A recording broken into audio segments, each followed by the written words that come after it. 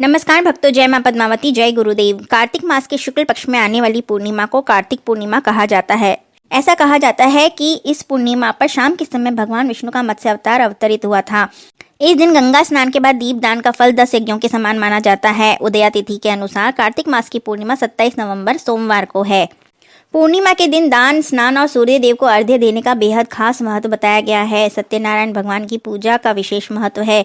इस दिन मान्यताओं के अनुसार भगवान शिव ने राक्षस त्रिपुरासुर का संहार किया था, इसलिए इसे त्रिपुरा तिथि के नाम से भी जाना जाता है। कार्तिक पूर्णिमा के दिन प्रातःकाल जागकर व्रत का संकल्प लें। किसी पवित्र नदी, सरोवर या कुंड में स्नान करें। इस दिन चंद्रोदय पर शिवा, संभूति, संतति, प्रीति, अनुसूया और क्षमा, इन 6 कृतिकाओं की पूजा करना चाहिए। कार्तिक पूर्णिमा की रात में व्रत करके बैल का दान करने से शिव पद प्राप्त होता है। कार्तिक पूर्णिमा का व्रत रखने वाले व्रती को किसी जरूरतमंद को भोजन और हवन अवश्य कराना चाहिए। इस दिन यमुना जी पर कार्तिक स्नान का समापन करके राधा कृष्ण जी की पूजा और दीपदान करना चाहिए। कार्तिक पूर्णिमा के दिन आम के पत्तों से बनी माला मुख्य द्वार पर लगाने से माता लक्ष्मी का वास घर में होता है। ऐसा करने से घर की आर्थिक स्थिति सुदृढ़ होती है। इस दिन भगवान विष्णु नदियों में वास करते हैं, जहां स्नान करने के बाद सभी पापों से मुक्ति मिलती है और महापुण्य की प्राप्ति होती है। कार्तिक पूर्णिमा के दिन सबसे सरल दान के रूप में एक थाली में संतुलित मात्रा में आटा, दाल, घी, सब्जी आदि रखकर योग्य जन और ब्राह्मण को दान करें। इसे प्रचलित भाषा में सीधा दान करना कहते हैं। व्रती महिलाएं श्रृंगार की वस्तुएं विवाहिताओं को दान कर सकती हैं। उपायों में कार्तिक पूर्णिमा को लोग अपनी जरूरत के अनुसार तुला दान भी करते हैं। इस दिन अन्नकूट का दान करना विशेष महत्व रखता है। मान्यताओं के अनुसार कार्तिक पूर्णिमा के दिन पीपल के पेड़ पर माता लक्ष्मी का निवास होता है। कार्तिक पूर्णिमा को आप जल में शक्कर और दूध मिलाकर पीपल के पेड़ को चढ़ाएं। ऐसा करने से माता लक्ष्मी प्रसन्न होती हैं और कृपा से धन के संकट दूर होते हैं। कार्तिक पूर्णिमा की रात को माता लक्ष्मी की पूजा विधि विधान से करें। पीली कौड़ियां उन्हें अर्पित करें। पूजा के बाद उन कौड़ियों को एक लाल रंग के कपड़े में बांधकर अपनी तिजोरी या धन स्थान पर रख लें।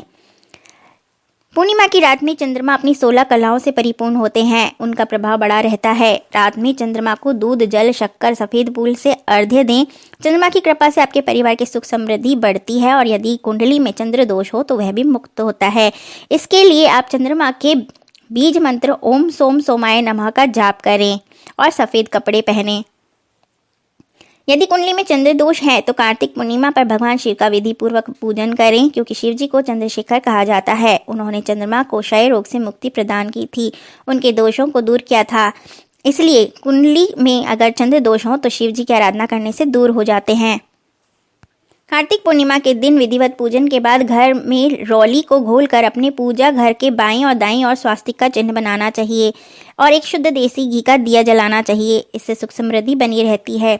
हर पूर्णिमा पर यदि आप आर्थिक संकटों से जूझ रहे हैं तो विष्णु भगवान का विधिवत पूर्वक पूजन करें और पूजा के दौरान विष्णु गायत्री मंत्र ओम नारायणाय विद्महे वासुदेवाय धीमहि तन्नो विष्णु प्रचोदयात् का जाप करें और इसके बाद चंद्रोदय के समय चंद्रदेव को अर्घ्य दें। माता लक्ष्मी के चित्र पर 11 पीली कौड़ियां अर्पित करें। आकाश की ओर मुख करके अच्युत अनंत गोविंद नाम का 108 बार उच्चारण करें। इसके बाद आटे की पंजीरी में केले के टुकड़े मिलाकर भोग लगाकर प्रसाद स्वरूप बांटें। इससे सेहत संबंधी समस्याओं का समाधान होता है। हर पूर्णिमा के दिन माता लक्ष्मी के मंदिर में जाकर उन्हें इत्र और सुगंधित अगरबत्ती अर्पित करें। इससे धन, सुख, समृद्धि और ऐश्वर्य बना रहता है। यदि किसी भी कार्य को आप जल्दी से पूर्ण करना चाहते हैं तो लक्ष्मी नारायण मंदिर जाकर पहले दोनों की विधिवत पूजा करें, फिर नारियल के गोले के टुकड़े और मिश्री का प्रसाद अर्पित करें। इससे आपका कार्य शीघ्र पूर्ण होगा। यदि आप व्यापार में तरक्की चाहते हैं तो ओम नमो भगवते नारायणाय इस मंत्र का 108 बार जाप करके ही कोई कार्य को शुरू करें।